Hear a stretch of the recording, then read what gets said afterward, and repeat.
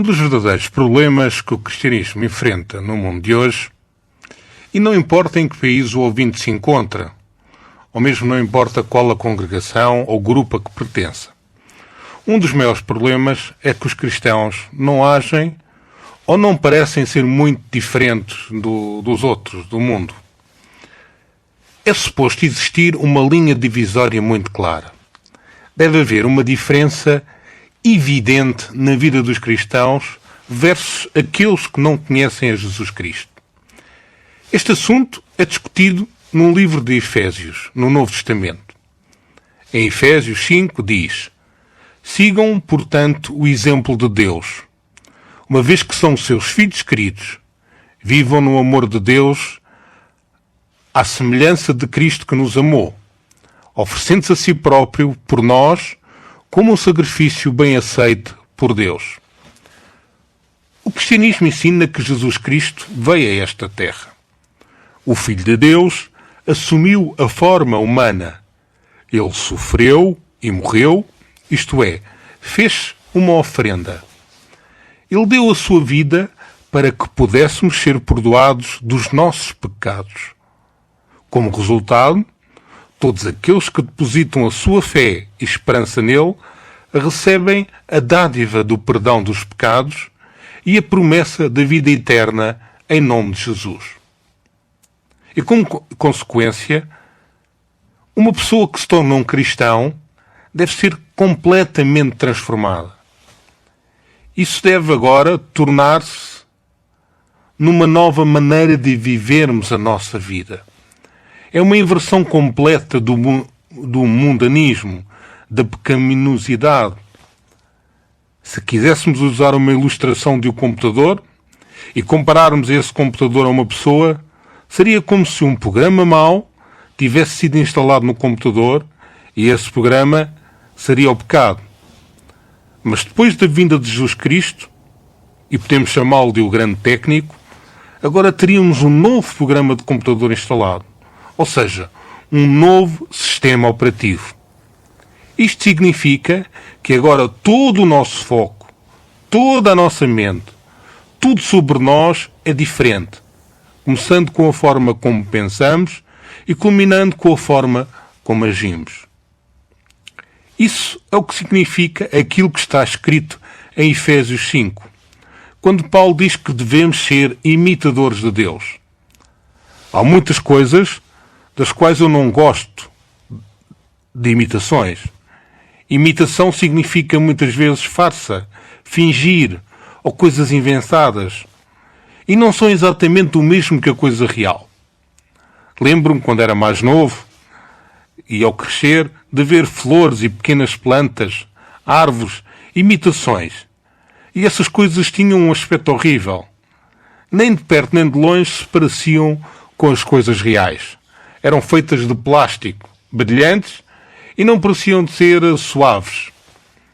Foi uma tentativa infeliz de tentar imitar uma planta. Com o passar do tempo, a tecnologia tem permitido, ou bem permitido, obter algumas imitações de plantas que são muito realistas. Muitas das plantas em centros comerciais, ou mesmo em escritórios, são falsas. Não estão vivas.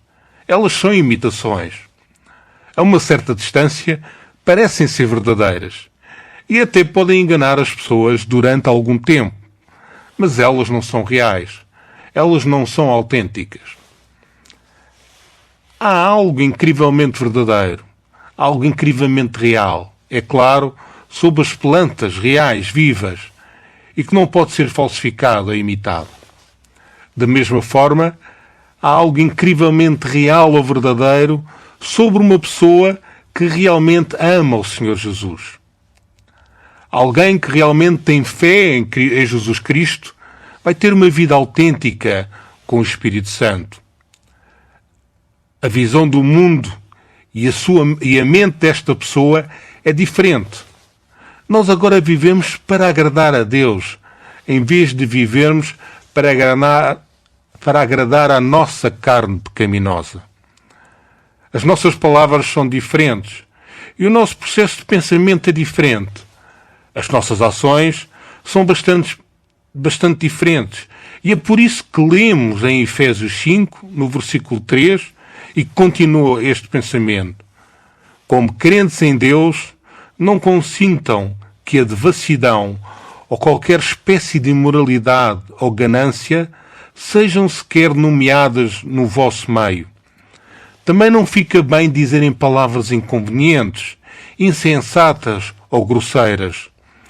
Palavras de agradecimento a Deus é que devem dizer. Lembrem-se disto. Os que se entregam à devassidão e à imoralidade, ou se deixam dominar pela ganância, que é uma espécie de idolatria, não têm parte na herança do reino de Cristo e de Deus. Não se deixem enganar por ninguém com palavras ocas. É por isso que Deus vai castigar aqueles que não lhe obedecem. Não queiram nada com eles. Como o ouvinte pode ver, é feita aqui uma distinção muito clara. Há indivíduos que estão fingindo. Há pessoas que estão dizendo, eu amo a Deus, eu sou uma pessoa muito espiritual, eu sou uma pessoa de fé. Mas depois de ouvirmos as suas palavras e de vermos as suas ações, isso mostra que eles não estão realmente a viver a vida cristã. Agora, é um bom momento para que façamos uma autoavaliação. É um bom momento para perguntarmos a nós mesmos, será que estou realmente a viver uma vida cristã? A verdade acerca desta pergunta é que quando o Senhor Jesus vier, Ele não irá fazer um simples inquérito e perguntar quantos de vós são cristãos? Mas em vez disso, Ele vai olhar nos nossos corações e nas nossas mentes. Ele vai ver quem acredita. Ele vai olhar para os nossos atos e saber quem viveu pela sua fé. Faz-me lembrar uma citação do livro de Abacuque, no Antigo Testamento. Mas o justo, pela sua fé, viverá. Isto é o que o Senhor está à procura. Os cristãos devem viver em contraste muito forte com o mundo, com as pessoas que estão vivendo para si próprias, para o aqui e para o agora. O cristão, como ele diz no versículo 3, não deve ter qualquer indício de imoralidade sexual. Basta pensar em todo o comportamento lascivo e indecente que é escusado. Os desejos da carne, toda a conversa tola, a indulgência que as pessoas têm da sensualidade. E agora pense no seguinte, o cristão deve manter-se afastado disso. Na verdade, a nossa motivação, mais uma vez, é por causa da salvação que temos em Jesus. Devemos ser radicalmente diferentes das pessoas do mundo. No versículo 8 diz, lembrem-se que dantes eram escuridão, mas agora são luz em união com o Senhor. Comportem-se como filhos da luz, pois os que vivem à luz do dia produzem frutos de bondade, justiça e verdade. Há uma frase interessante que é mencionada aqui. Não se deixem enganar por ninguém com palavras ocas. Há tantas filosofias ocas e inúteis no mundo que não conduzem as pessoas às bênçãos que Deus quer que elas tenham. Há muitas pessoas que dizem que não é assim tão importante manter a sua virgindade quando se ainda é solteiro. Ou não é assim tão mal ficar embriagado. Por isso, vai em frente e diverte aos fins de semana. Há muitas pessoas que dizem que é bom incorporar algumas mentirinhas no seu negócio ou no seu casamento. Todas essas palavras são ocas e enganosas. Estas são tudo tentativas para fazer o cristão viver tudo menos como um cristão e mais como uma pessoa mundana. Isso irá levá-lo para longe do Senhor Jesus, em vez de ir ao seu encontro. Temos de resistir a esse tipo de pensamento. E convido qualquer um que tenha este tipo de atitude, que isso não o fará voar. Isto não vai deixá-lo passar no dia do juízo. O Senhor Jesus vai pesar o seu coração e os seus pensamentos.